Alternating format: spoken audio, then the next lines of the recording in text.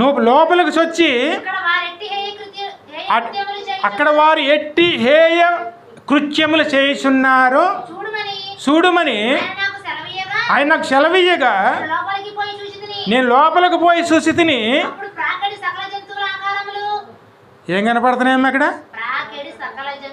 ప్రాకెడి సకల జంతువుల ఆకారములను, హేయమైన మృగముల ఆకారములను అనగా ఇశ్రాయేలీల దేవతల విగ్రహములను అన్నియు గోడ మీద చుట్టూను రాయబడి ఉన్నట్లు కనబడేను. అంటే మన హృదయమైనటువంటి మందులు చూసుకోండి.